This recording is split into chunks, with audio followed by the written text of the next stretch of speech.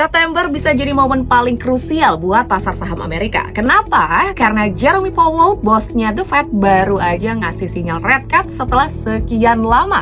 Dia bilang suku bunga sekarang itu udah di level yang menekan perekonomian. Ini berarti ada ruang untuk suku bunga ini diturunin.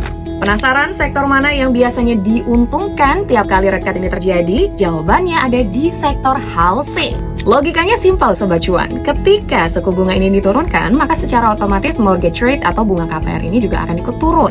Nah, akibatnya orang akan merasa cicilan itu jauh lebih ringan, dan ini akan mengakibatkan banyak orang yang akhirnya bisa membeli rumah.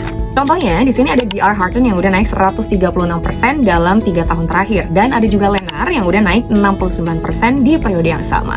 Dan menariknya, dua saham ini tuh masih sama-sama masuk ke dalam portofolionya Warren Buffett nih Sobat Cuan. Jadi nggak heran ya kalau kita bilang sektor housing ini adalah salah satu sektor yang sering jadi primadona ketika suku bunga ini turun.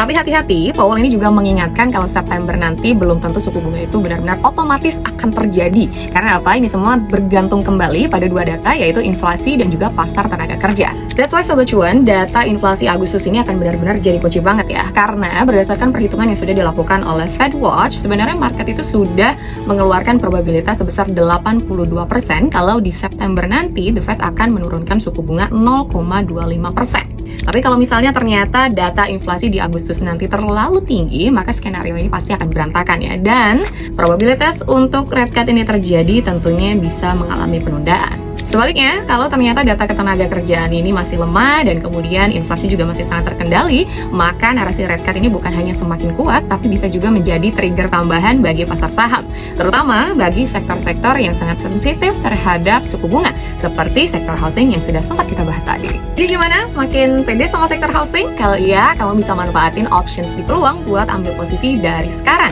Dan jangan lupa like dan share video ini biar teman-teman kamu juga nggak ketinggalan momentum ya. Nextnya kira-kira sektor mana lagi nih yang bakalan diuntungkan selain sektor housing? Coba share pendapat kamu di kolom komentar.